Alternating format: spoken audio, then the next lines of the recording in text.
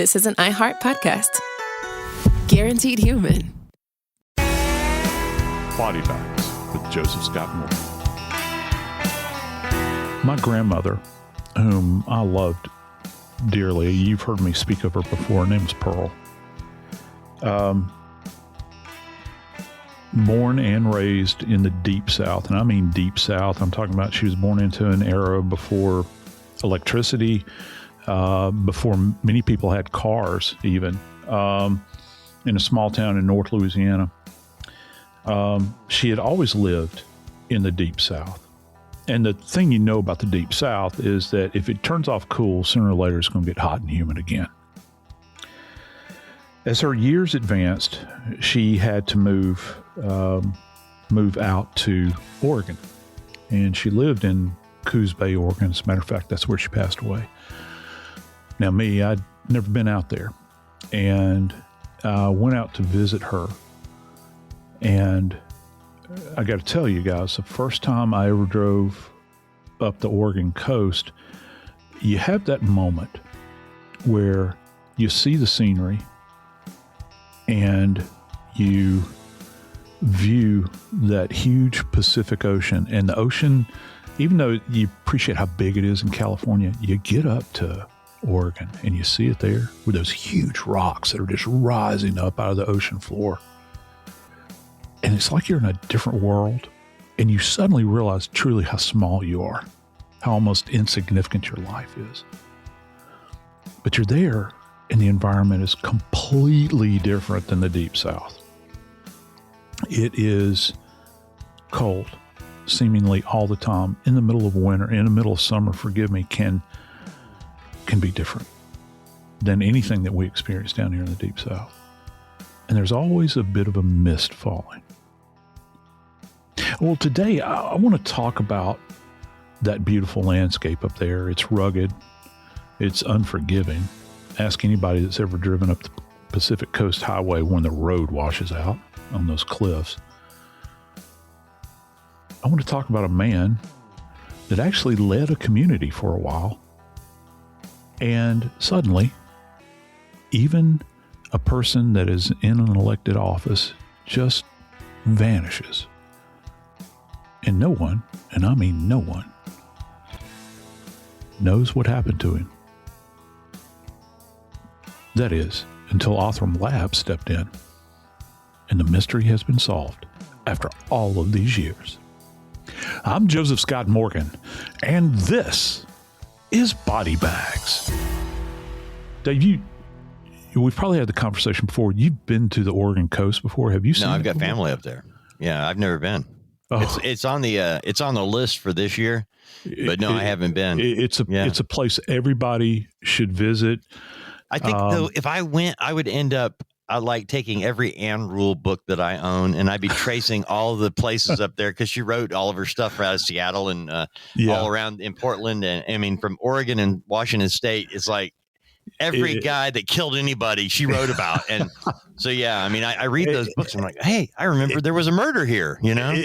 I know. I can see why she would want to set them there. I'm not saying that it's an evil thing, but it's got that kind of mysterious nature to it. There's a mist that hangs in there. You know, Mark, here though, Joe, in the South, we have the sun, we have outdoors, we can go out, have fun. And, you know, up there, it's rainy, it's cold, and after a while, you just get mad at people. I think it's like you know, it's like Ted Bundy came from this area, and you know, he started out in Virginia, Pennsylvania, and New Jersey. But as soon as he gets out there, boom, he's a killer. At any rate, now here's the scoop on this one, Joe. Whenever we're going to do an Othram episode, I know that they have solved something that was unsolvable. Yeah, and I looked at this story and I went, this doesn't fit. This story does not fit. You mentioned this is a story of a man. I feel like Rod Serling. There was a man, not an ordinary man, but a man. We don't even know how actually old he was because his skeletal remains. Okay, November 2006. Skeletal remains of an unidentified individual are found on the beach at Taholah, an unincorporated village on the. How do you pronounce this? Is it Quinault? Quinault, yeah. Indian Reservation in Grays Harbor County, Washington. the Grays Harbor Sheriff's Office and the Grays Harbor County Coroner's Office were called. You got skeletal remains. That means, I'm guessing, Joe, no skin, no hair, just skeleton. Is that what that is? Yeah, it is. Anytime, there's two ways to phrase this. Okay, so you can say skeletal remains, or you will hear people actually say skeletonized remains, which for me, when somebody says skeletonized, that means that in their totality, they're not completely absent of soft tissue. Okay. But when you say skeletal remains, that means that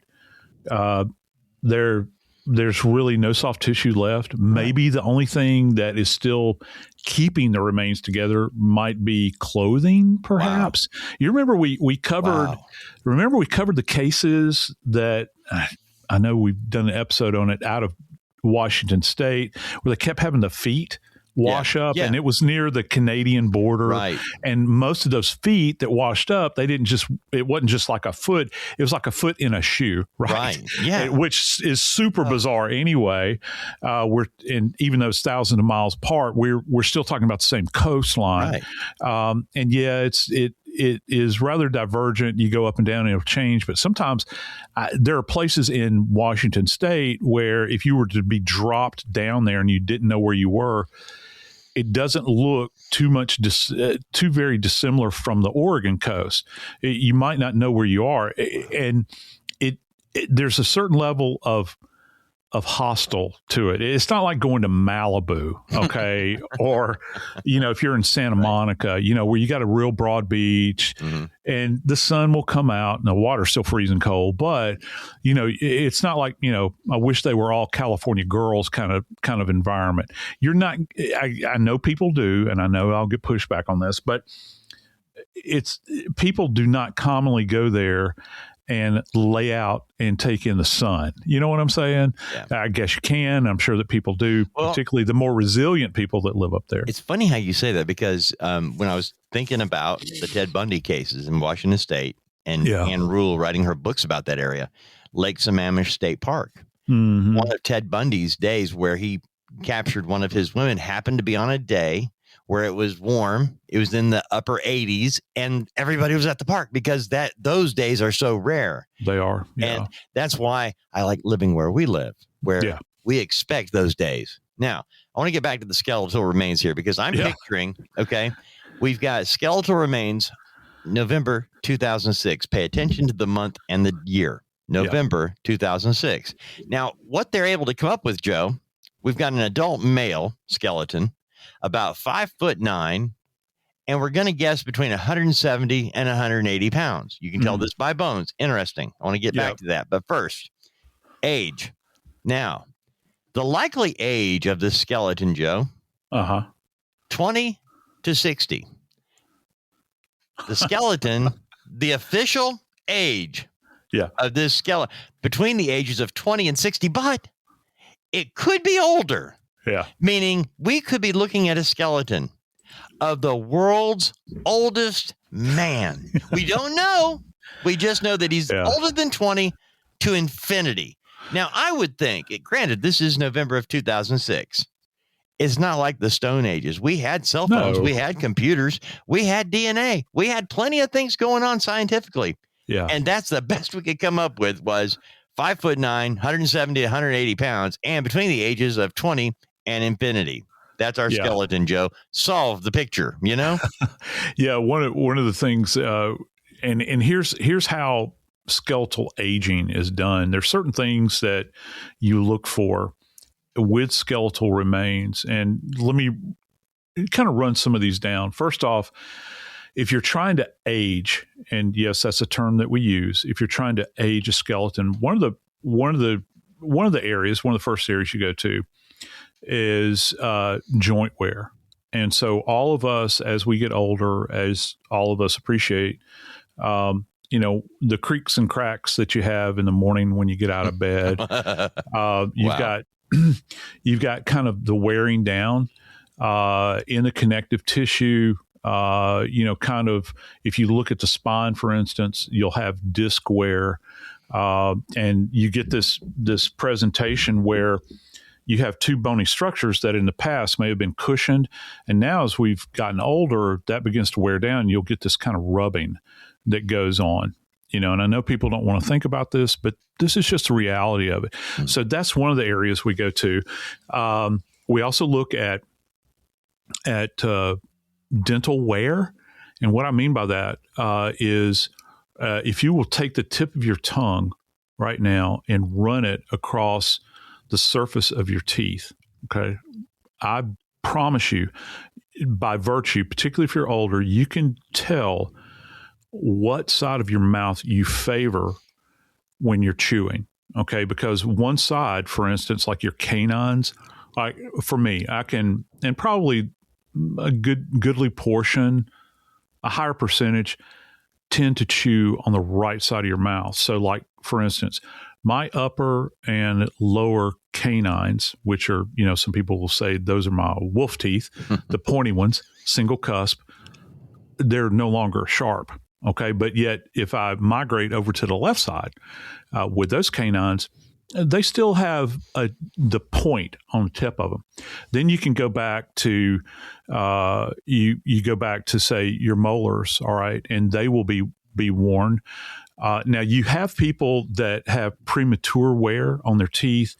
And a lot of that is genetic predisposition, people that have kind of fragile teeth. Kimmy is always just hammering on me because this woman, my wife, my precious wife, she is just I'll put it to you this way. I'm being kind. She's very fastidious about her teeth, flossing, brushing a couple of times a day. And this woman has always had to have dental repair done, crowns and fillings and all that stuff. This is what makes her really dislike me. Dave, my teeth are very crooked, but I have never in my life had a cavity, and that just absolutely infuriates her. So you can have people that are predisposed to certain dental wear. Now, let me go down the list, and I think that people find this fascinating. Again, in the mouth, if you go to the roof of your mouth, which would be your hard palate, we have a skeletal remains. Say we have the skull. If you flip the skull over and you look at the roof of the mouth, people have heard of suture lines, right? You have the sutures in your skull where when we're being formed, the plates of our skull literally come together, and everybody's heard of the fontanelle. You've got a fontanelle and anterior. There is a posterior. There's a couple of fontanelles. And you have this fusion that takes place as the bones begin to ossify, okay? Well, did you know that you also have suture lines on the roof of your mouth where these plates are coming together there? Most people can't appreciate this. And listen, don't believe me. Look it up. Look at hard palate suture lines, and you'll see what I'm talking about. There is a feature that's referred to as palatine suture wear. I actually did a paper on this at one point in time. I took a class at LSU Dental School. I audited a class with a forensic odontologist. It was a fascinating class on bite mark at that. Well, it was actually generalized forensic odontology. I was in there with a bunch of dental students and loved this class. And I did a paper on palatine suture fusion and wear. So you don't think about the wear and tear your mouth that goes on in your mouth as you're just ingesting food. Well, if you look at that, anthropologists, not me, okay, I bow to the anthropologists out there. Anthropologists can look at this palatine suture wear, and they can kind of guess, well, this person's been at it for a while. You know what I'm saying? Wear and tear. It's like a vehicle. It's worn down. Then you get to the skull, and the same principle applies. Now, if folks at home will actually just gently rub your fingers into your hairline, you can actually move your scalp back and forth, right? Okay. You don't think about this a lot, but there are little muscle attachments all through your scalp. Okay. The way we smile, we frown. Some of us can wiggle our ears, all those sorts of things. Well, over a period of time, there's actually wear. There's actually wear on the surface of the skull as well. Those sutures, like if you have the skull of somebody, I'll pick well, they gave us a range, right? 20 to 60 or beyond. Or beyond, yeah. Yeah. So this is one of the questions I have. So if you've got somebody that's 20 years old, just the suture fusion lines on the scalp, they're going to be, on a 20-year-old, they're going to be very pronounced. I mean, it's like you can actually see it, and they look like little interlocking teeth, and you can see the little margins of them. You can see the little wave. Did you know that I've had the skeletons of the elderly, Dave, where there's something that goes on where it's called suture line obliteration, where these skulls are so old in life and there's so much life associated wear where you don't have this manifestation. As a matter of fact, there are certain places where the suture lines kind of follow along and they're so worn down, you can't even tell that there was a suture there. All right. And I know what you're thinking. Morgan, sutures are associated with doctors sewing things up. Yeah, I know that they are, but these in these bony areas in the body, those are actually called suture lines.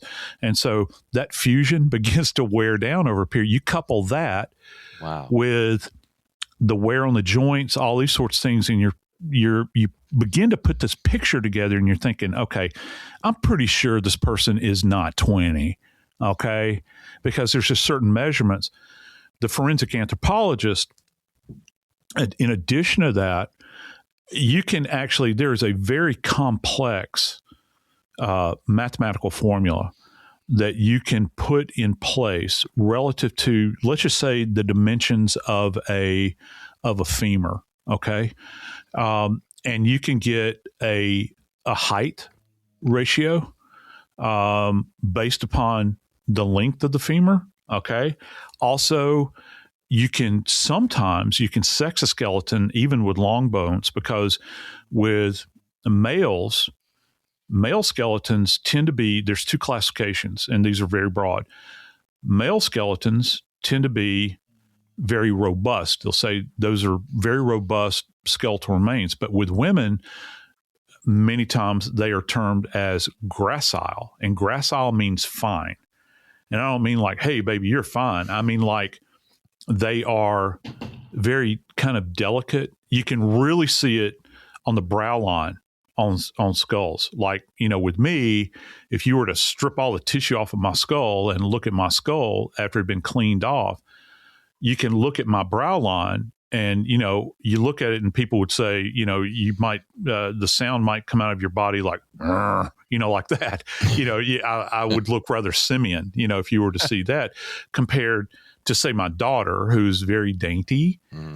You see hers, and hers would be very gracile. So you've got all of these things that kind of go into this wild formula that forensic anthropologists are tasked with.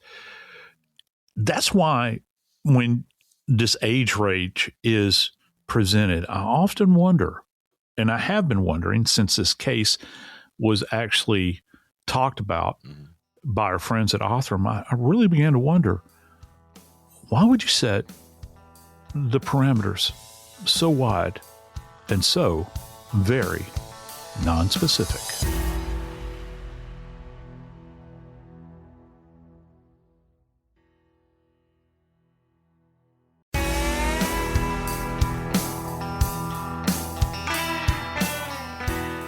The area where this skeleton is found, Dave, is an area it's actually a bay.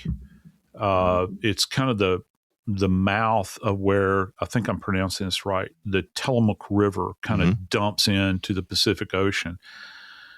And in this area, by the way, another wonderful thing about the Northwest, as far as like, if you're into hunting and wildlife and fishing, you've hit the jackpot, because out there they've got the salmon runs are just incredible. I mean, these fish are massive, and they're running.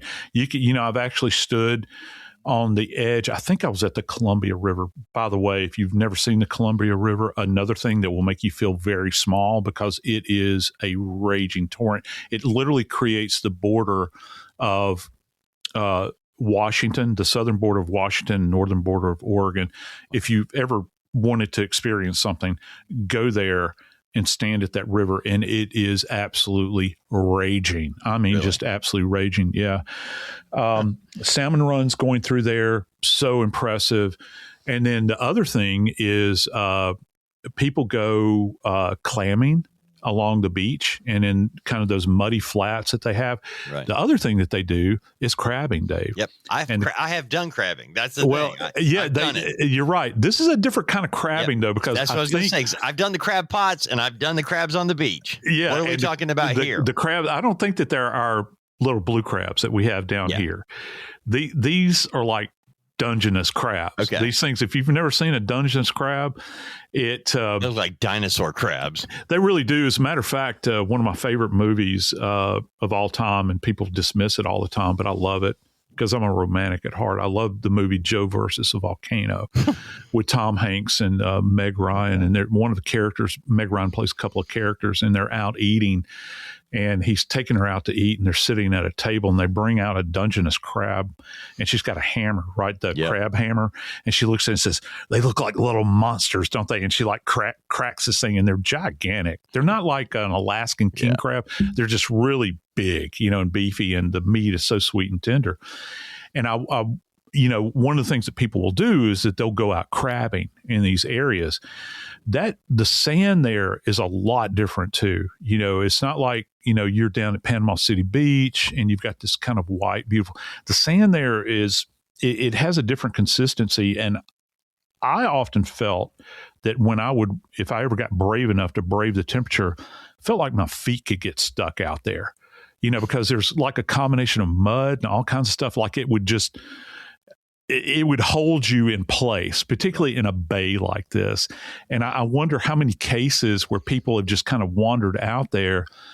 And when the tide starts coming in, buddy, let me tell you something.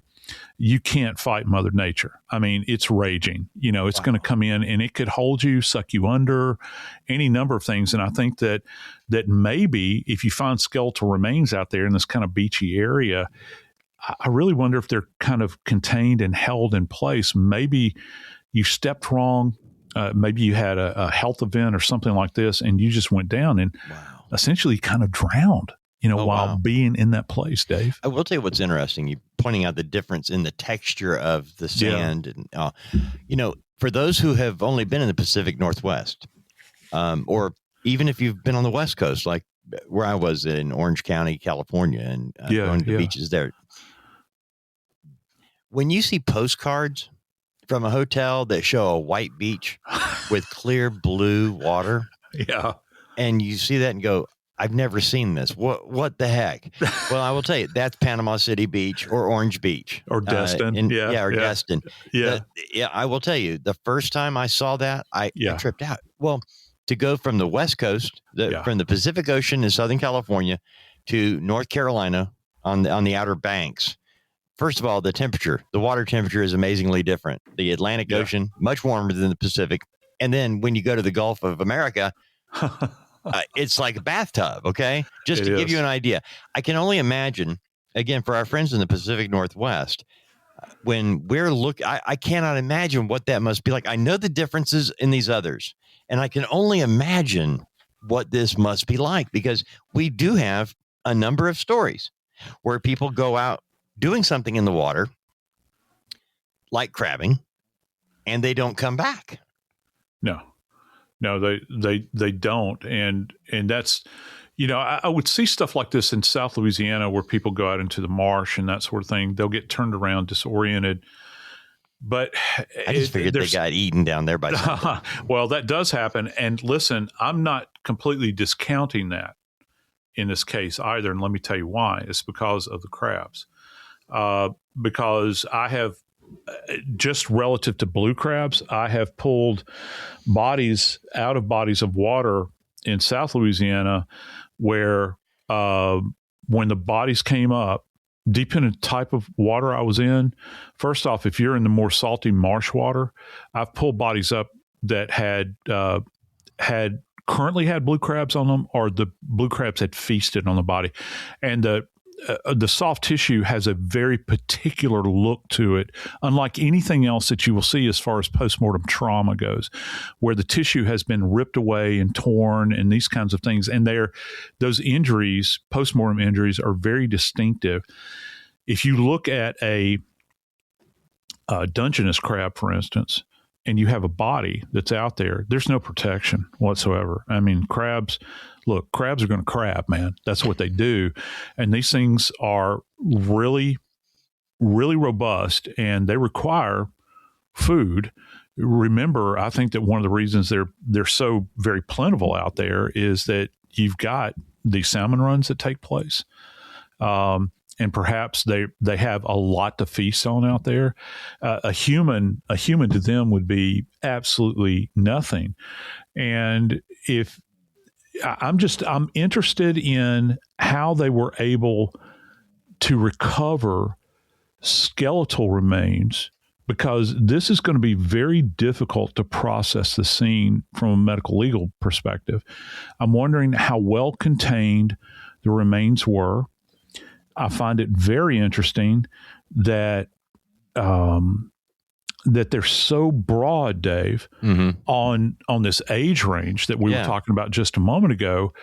Was there a skull, or was there not? Remember, Othram is involved in this. Right. Othram is involved in this. Othram doesn't require a skull. No. Okay. They don't. All they need is skeletal sample. Okay. That they can essentially, for lack of a better term, that they can bore down into. Remember that the shaft of a bone, particularly the head of the bone, if you think like the head of a femur, which the femur is the largest long bone in the body, if you go into the femur, into the head of it, that provides a protective shield around those areas where you can access viable DNA, where you can come out and you can actually run DNA on that area. You can get a viable sample where you can create a profile off of. And if you can do that and then backtrack it, perhaps, just perhaps, you can actually find the key to a mystery. And in this case, our friends of Othram did just that.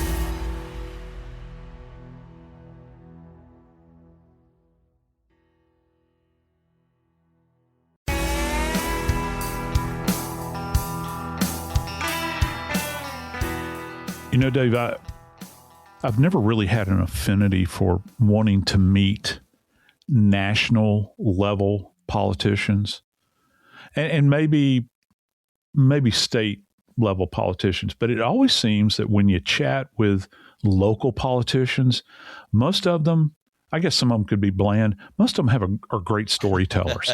Particularly down here in the South, we've got this weird thing that goes on down here with small town politicians, particularly mayors. Yeah. It's all they've ever wanted to do. They don't have a goal to do anything else. They don't want to be in the state house. They just want to manage, their little area that they're in. And yeah, there are a lot of bad apples out there, but there's some pretty cool people too, that you run across over a period of time. And in this particular case, Dave, we're talking about a man that had been a politician, had occupied the office of mayor in kind of a very tiny little town there in Oregon. And if you look at this location in Oregon, where they had a mayor that had been in office for a number of years, he just kind of fades into the background. He literally goes missing. He's never seen again. And how does that happen? Particularly when you begin to think about you've got somebody that is known to the public. Here's the thing. This man that I'm mentioning that just kind of disappears off the face of the map back in 2006. November. Yeah. September. He goes missing September 2006, Joe. Yeah. And they declare him dead. Yeah. They don't find him. I'm guessing, look, he goes out crabbing. Yeah. September 2006. And when he doesn't turn up for a couple of weeks, before the end of September, they declare him dead. Declare him dead, not missing, dead. Yeah. Well, can I tell you something real quick geographically? Where he was the mayor, and I'm talking about a gentleman named Edwin Asher, where he was mayor is in a little town called Fossil, Oregon. The reason it's called Fossil is that there are these renowned fossil beds that are there. It is in the interior, and it's kind of toward the northern part of Oregon, but it's in the interior of the state. The interior of the state in Oregon, and I've traveled all over Oregon, is a completely different world than if you get on the other side of what's referred to as the coastal range. It's almost like there's a barrier. There's the Cascade Mountain Range, which you can see these, volcanic peaks that are along the way. Those are different than the coastal mountain range. The coastal mountain range they've got these huge evergreens. It kind of, in one way, the coastal mountain range reminds me of a lot of Appalachia.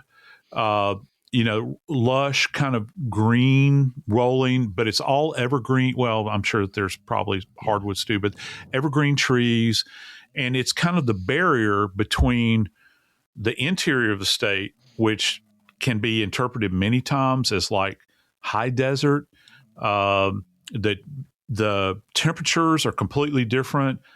They don't have the same level of rain as like the coast, and that kind of fortress that the coastal range creates, it blocks a lot of those weather systems coming off, or it lessens them. So this Fossil, where this guy is from and where he was the mayor, is not the area where he goes crabbing. No. It's on the other side of the coast. And a matter of fact, not only on the other side of the coastal range, if you were to bear, you would have to bear southwest and cross those mountains and then wind up on the coast. Okay. People throw around the word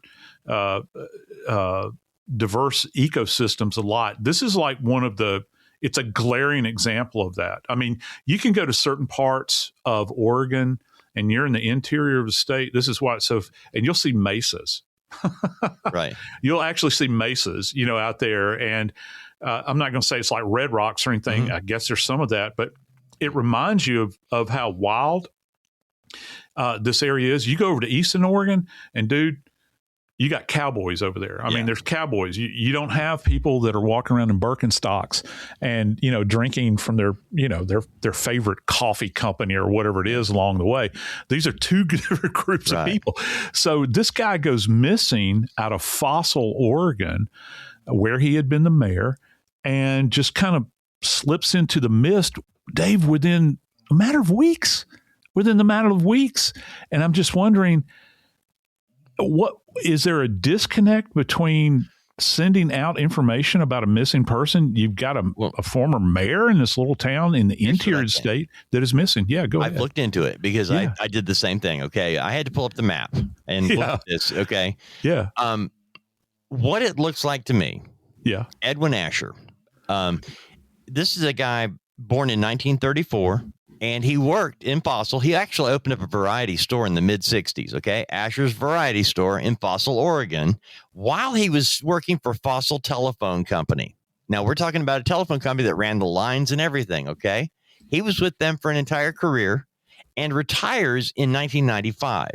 Edwin Asher does. He's the former mayor of Fossil. He has worked for the phone company, and he retires. So when he goes crabbing, based on what you're explaining, Joe, he went on a crabbing trip. He's a retired guy. And in 2006, he's 72 years old. Hey, I'm going to go crabbing on the coast. Sounds like fun to me, actually. Yes, it does. I'm hoping I can do that when I'm doing it. Yeah. And so that's what I'm thinking happened. I think that's why they knew he went crabbing, but he goes missing. Okay. He goes crabbing and never comes back. Nobody knows where he is, but they declare him dead. in weeks. So not the problem. I guess I'm a little perturbed. Yeah. But they obviously, maybe this is not an uncommon occurrence or something, Joe, because I'm having a problem going, this is 2006. This is not ancient history. Okay. Yeah. If we were talking 1956, maybe I'd look at it differently. Yeah, but this is 2006 and a 72-year-old man, that's not ancient in 2006. Not like it was in 76. So anyway, they declare him dead. And what gets me is that when the skeletal remains are found 8 weeks later, 8 weeks after this guy goes missing, his skeletal remains are on the beach, but nobody identifies the two. They don't put two and two together and say, we had this guy go missing. Now we've got skeletal remains. But Joe, is it really possible for a human being to go missing in September of 2006 in the water crabbing and show up as a skeletal remain 8 weeks later? That's why I talked about crabs, because the crabs could, and any crustacean like that, could facilitate that. I think that might be one of the, because Dave, I've been people. Yeah, exactly. I like that. I like that. Their ears are popping up. They got the claws out. Here he comes. He's mine. Yeah. And so you think about that, and Dave, I've had bodies in very harsh environments, before water environments where you would think that there would be no soft tissue left. I've had them down for a year and there's still soft tissue left. Wow. We're talking about literally a matter of weeks. I mean, just think about it. We're talking, he went missing in September. Yeah. He's declared dead. What date? In September, by the end of the month. Yeah. By the end of the month. Yeah. And so. Okay. September 5th is when he actually went out crabbing. Okay. Right. Before the end of the month, he's missing. B, he's declared dead. Yeah. Who functions that way? Because you think about, okay, let's put it in this framework. The body is found in November, and just think about, if you will, for those of you that have kids, grandbabies, that sort of thing, when school starts, how quickly do we get to Thanksgiving? How quickly do we get to Halloween and then Thanksgiving after that? It's not a long time. Right. For kids, it seems like forever, but for us as adults, it's like in a twinkling of an eye, we're there, right? Yeah. Well, so he's declared dead at that point in time, and then you jump forward and you've got the skeletal remains. Well, we know that he was alive back in September. How is it that the body could break down that quickly? That's why I'm wondering, really, truly wondering how much, and they haven't released a lot of information. I understand why. I truly do. I really wonder how much sample they were able to come away with in order to facilitate an examination. And listen, Dave, you talked about back in the 70s, the 80s, the 90s. I recovered a lot of skeletal remains, certainly in my career in the 80s, the 90s, and into the 2000s. Those bodies were never identified. I mean, because you might only have part of a skeletal sample. But, just like I always do when it comes to these cases, we're in modern times now, dude. Yeah. Because of David and Kristen Middleman. Wow. At Othram. It's almost like for me, I don't know. This is I'm a simple guy. I'm sitting here, and it's almost to me like they've created fire. Yeah. It really is. I mean, from a medical legal perspective, it's almost like they've created fire. Joe, they could not tie these two together. The guy goes missing in September. Skeletal remains are found in November. And with all the skills they have at investigations, they couldn't tie the two together. For 20 years, they don't know who the skeleton is, even though we got a missing guy. Yeah, and what's really odd, I think, is that, we've gone on about Oregon and how beautiful it is. Dave, it's not the most populous state in the Union. You digging what I'm saying? Yep. Yeah. It's not like you go south to Cali where there's millions of people down there. Okay. You don't have like the population, compared to Cali or maybe even to Washington State, the population is not huge in Oregon. How many missing mayors do they have?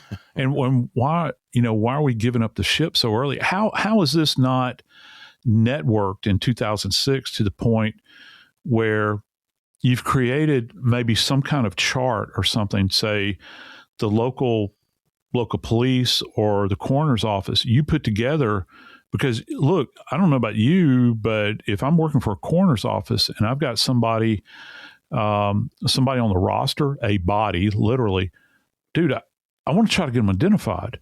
Right. And if you put together kind of a notification and that's blasted out statewide, you would think that if you've got somebody missing, hey, but here's the problem.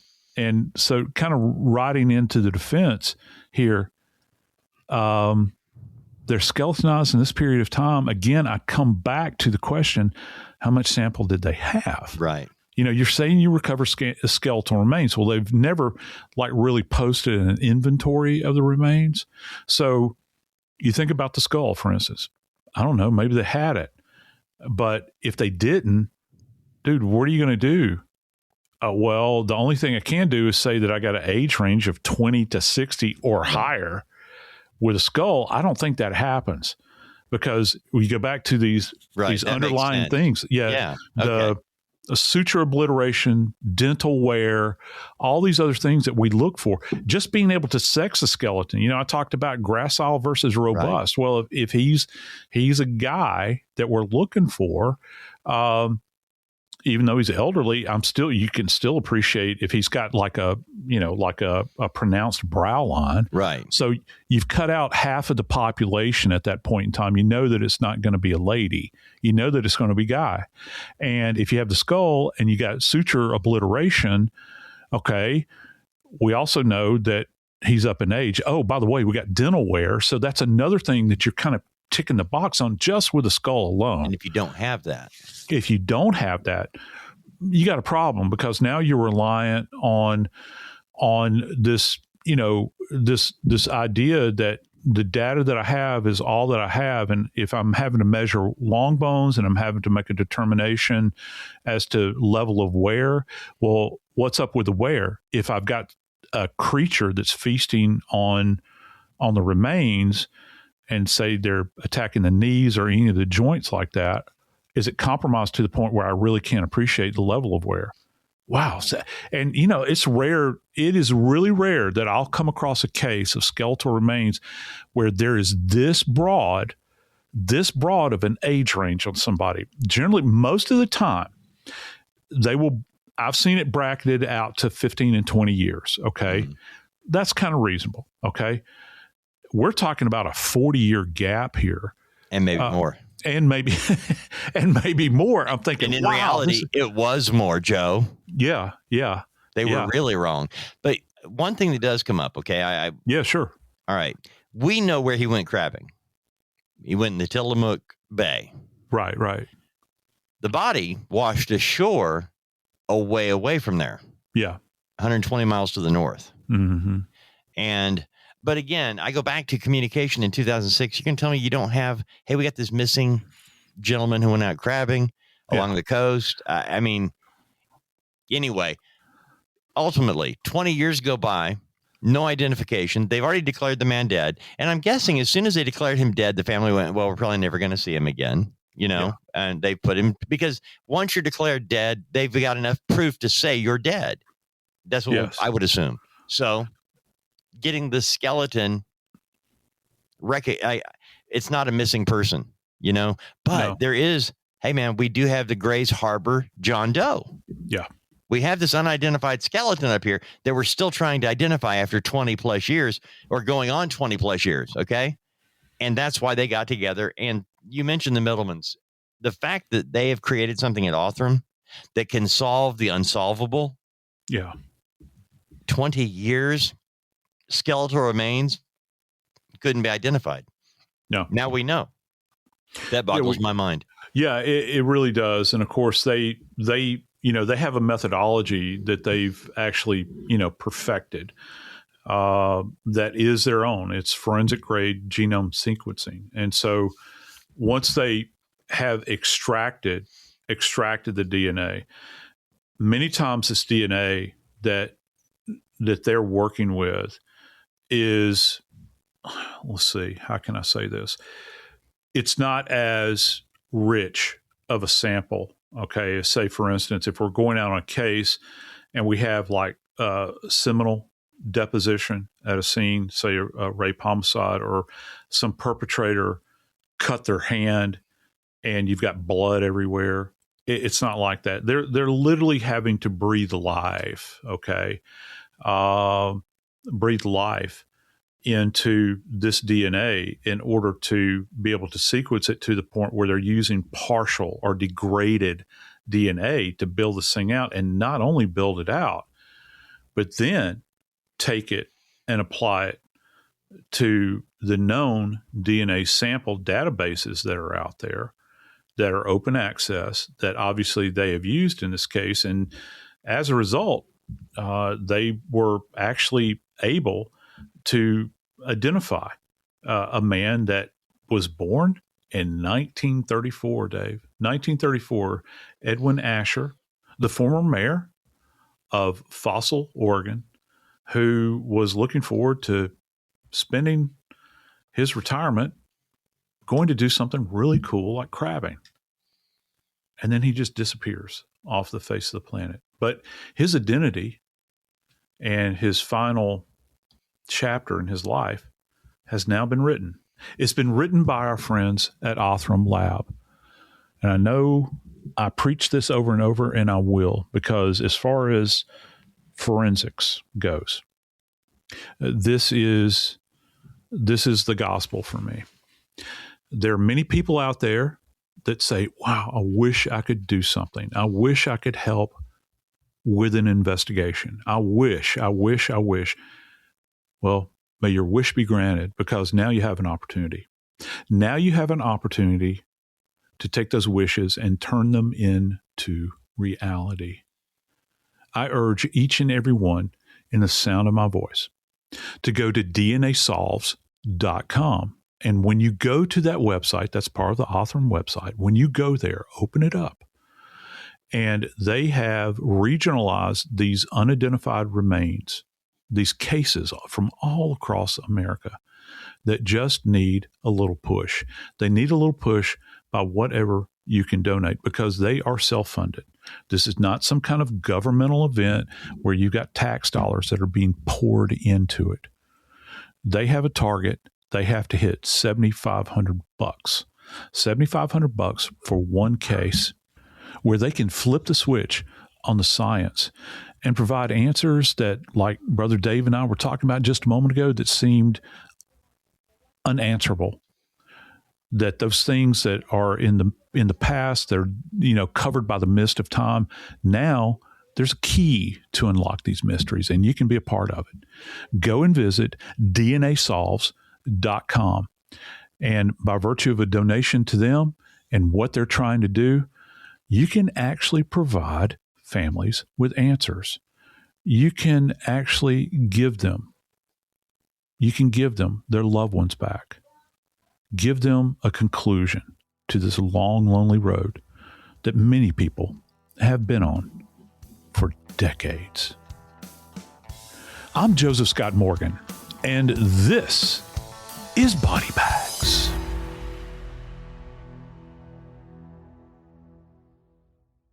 This is an iHeart podcast. Guaranteed human.